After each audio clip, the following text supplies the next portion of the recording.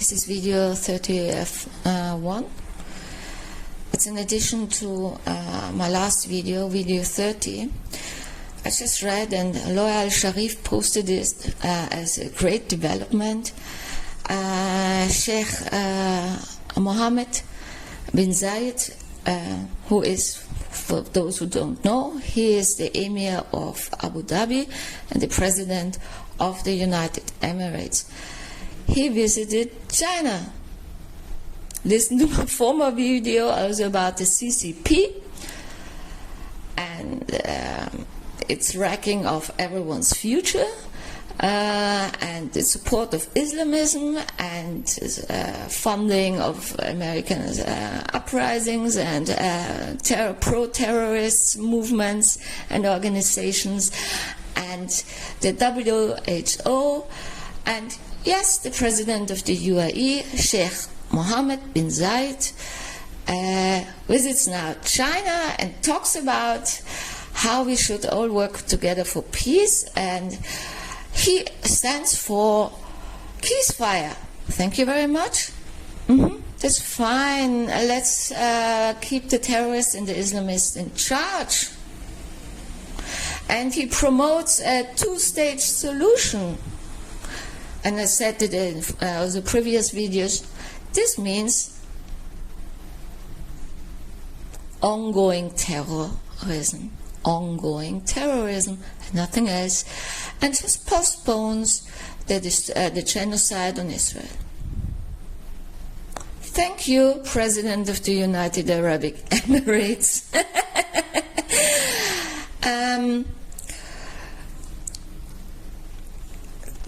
I'm shocked. This is a shocking development, but actually I've seen that already. And he also said that he will keep on supporting these poor Palestinians. Yes. Yeah, that's why they support them, because they need help. Yeah, terrorists need help, of course. Thank you, UAE. I also came across a nice video. I will look it up if I find it somewhere, so I can post it in the description. But it's based on an article by the Spanish writer Sebastián Vival Rodriguez, who wrote this article on November 21, 2004. And it's called "The European Life, All European Life Died in Auschwitz."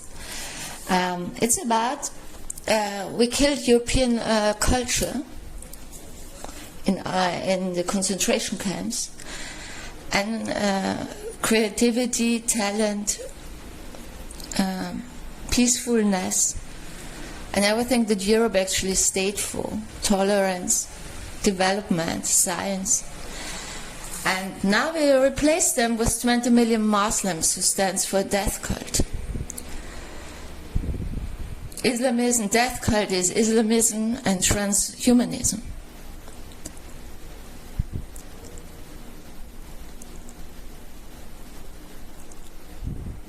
The French philosopher Pascal Bruckner wrote a book. He wrote several books about this phenomenon, and one I read by myself several years ago, and it was everybody to read this book. It's called The Tyranny of Guilt. I mean, it's more fitting to, of course, people or citizens of countries who had colonies, because I, for example, I'm Austrian. Austria never had colonies, so why should I feel guilty? But he also explains actually where this white self-hatred comes from, and in this book, the tyranny of guilt from 2010, and there's also a second book. I haven't read that. He actually says 2010 already. I mean, France is a horror for Jewish people already for 25 years. For French citizens, yeah. These are Europeans, but never mind. He wrote that Europe will abandon Jews, means European culture, for Muslims. They will sell the Jews out for Muslims. He wrote it 2010. And this is what's happening. It's a replacement of culture, the beauty of life, hope, development, enlightenment, and the good for a death cult, for destruction and hatred and superstition and religious fanatics. He also wrote another book, but I haven't read it, but his books are all actually good. It's called The Imaginary Racism, Islamophobia and Guilt. I don't react on this nonsense anymore. If somebody calls me Islamophobe, I just start to laugh. Back in 2015, when somebody called me a racist because I was against the Islamization of Europe, because I know about Islamism, I know what kind of people let in, I was called a racist.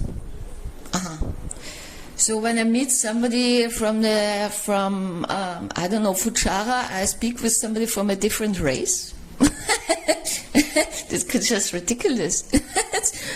You are a different race. Maybe in your soul, but not as from your biology. But 2015, back in 2015, I was upset about it. I mean, one gets used to it after a while. Okay, then I'm a right wing, then I'm a racist. In the meanwhile, right wing, I take it as a compliment, but these are all mental disturbances, you can say, of the white man. I don't feel guilty, and I also don't take racism from black people against me. I experienced that already, even in my own apartment, and also in New York. And I experienced anti-Semitism from Muslims, but also from Christians. And I don't take it. And I experienced sexism from men, and I fight back. And I don't need to need an excuse to be myself, and I don't need justification, as Israel doesn't need a justification to defend itself. And if Israel stands alone against the rest of the nations, then it stands alone. I mean, there are enough people with this ethical compass who support Israel, because it's not pro-Israel or anti-Israel. It's about, do you have an ethical compass? Do you stand for Islamism? Do you stand for murdering and raping and force converting and genocide? Or do you stand for exactly the opposite? So this also goes to Sheikh Mohammed bin Zayid. And when you replace culture, peace and development for a death cult, and it doesn't matter if you call it Islamism or you call it transhumanism, then you're on the wrong side of history. I don't even comment what Khomeini said to the American campus uprisers, and congratulated them for being on the right side of history. If one of the worst terrorists in the world congratulates you, then you're sure on the wrong side of history. I mean, I always try to keep my humor. I think when I were in Israel, I wouldn't be wouldn't be able to laugh. But this development in the UAE, I mean, actually I've seen it. If your only values are, in fact, money, it's not enough. Why do you go to China? It's for money.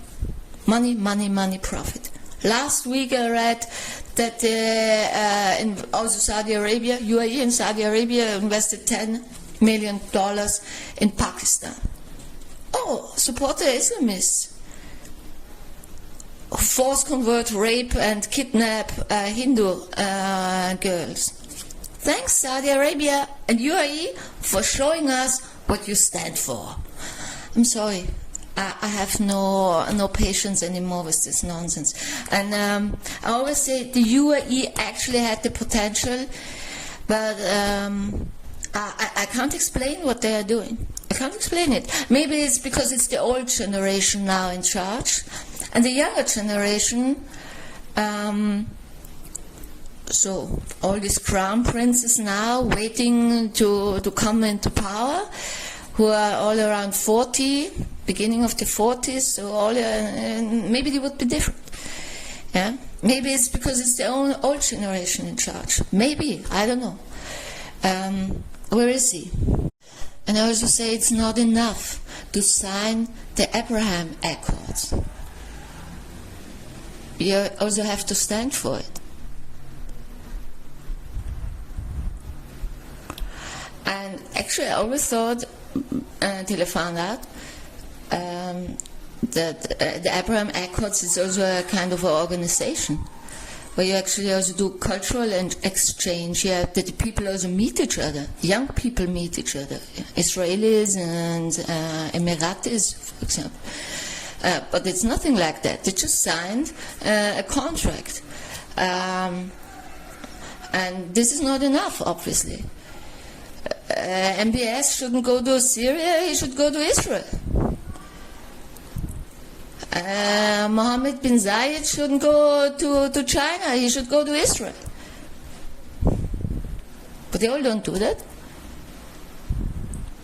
Why talk to Israelis? We just signed a contract.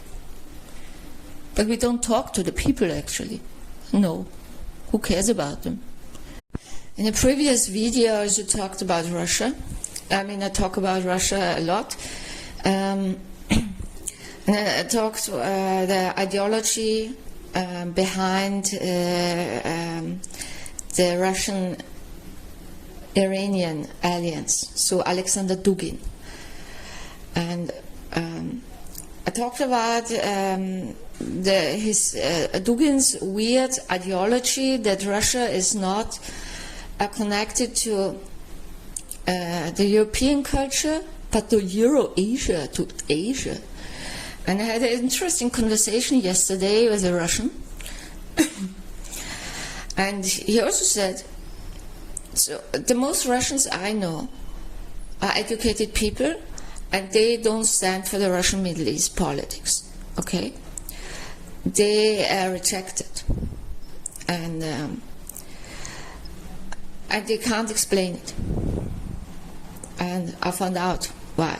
It's Alexander Dugin. And we spoke about it. He also said to me he doesn't understand why Russia abandoned Europe and the connection to Europe because Asia is not their culture. And then I also explained it. This is Alexander Dugin. And also I heard from an Austrian friend that they're all afraid now that there will be a war Europe-Russia. And yeah, the Russians also know about it, and they're all against it. Russians and Europeans are one, because Russians are Europeans. And the majority of the Russians. This ideology of Dugin is just wrong. And the connection to Iran and supporting Islamism is wrong. This is not what the Russians stand for. And also, they don't stand for hatred against Ukrainians because the Russians see Ukrainians and themselves as one people, which is also historically correct, by the way. Russians and Ukrainians are actually all Russians, historically. So, this agony, and I explained it to him, no, it's all a power game. Even if they start a war, if there's a war Russia-Europe, it's a power game. It's just a game. Like what's going on now in the Middle East, with Islamism. The whole world supports Islamists and terrorists and the death cult and raping, massacring, kidnapping, genocide. It's a game. China plays a game. American deep states plays a game. The Russians play a game. They all play a game. It's not about human lives. It's not about development. It's not about peace. And it's actually what our politicians worldwide, within the EU, are doing is not about values or ethic. It's about power, money, profit, influence. Nothing else. And this is and actually all people should stand up against it. No matter where you are, because we will all lose. I wrote actually a poem about it. I write poetry of a lot of things what is going on. But I write in German so nobody understands, so sometimes translated into English. But we all will lose. Humanity loses. We all are losers when we keep going on this track. And it doesn't matter if you are Muslim or a Christian or a Hindu or a Jew. It doesn't matter. Or a communist or whatever. We all will be the losers. And this is also, it's connected, of course, to the Western agenda, which is actually what I think is not the Western agenda, because it's a global agenda. The global agenda is called transhumanism, and the Chinese worked also together with Fauci and all this stuff. So, and this is a global agenda, and also the Islamists follow a global agenda. They're actually also globalists, because it's about a world caliphate. So this transhumanistic agenda is a global agenda that wants to establish one world government. I have no clue why politicians stand for that. I mean, in the Western world, we know that they were paid off. Yeah, it was corruption. They're still paid for that. In the UAE, I don't know, because I think you're all richer than even Bill Gates. So what's behind the ideology in the UAE, I don't know. But Islamism is the same, and also the same people support it. Got it? I also read an interesting remark by the foreign minister of Saudi Arabia, that he is concerned that Israel rejects the two-state solution. I posted it on Twitter and I said, hello, Saudi Arabia, do you actually know what's going on? And yeah, have you ever heard of Islamism and terrorism, or have you slept the last decades? I just ask you.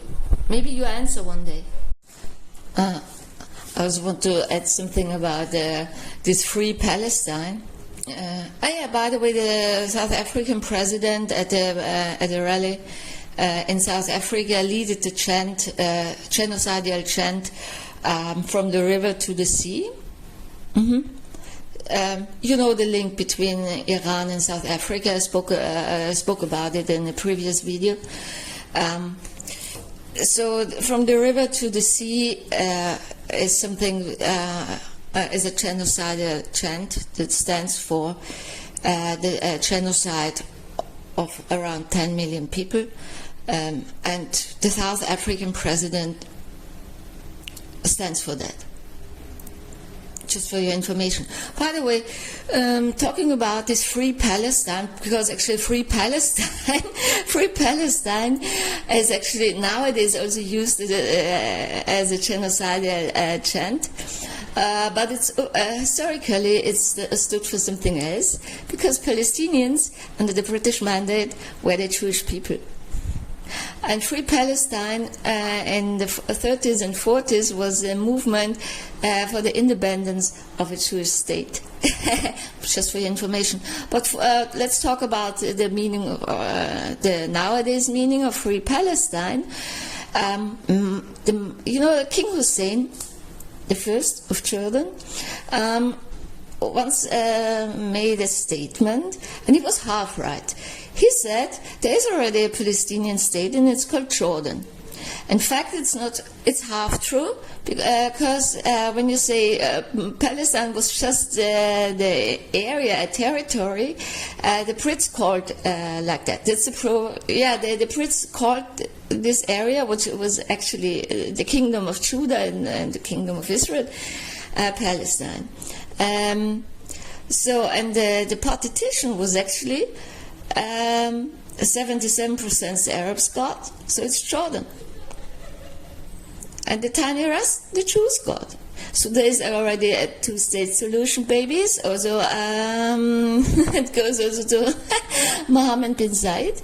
Actually, we have a 58-state solution. There are 57 Arab Islamic countries and one Jewish country.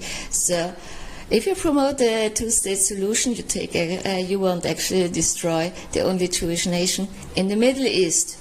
Wasn't it enough to ethnically cleanse Jews? Or actually, you could also call it an attempt to genocide, because the people just fled from Arabic countries. So you also want to destroy the last remaining Jewish community in the Middle East. Thank you for the information. But when these idiots call Free Palestine, do you also want to destroy Jordan? Just asking,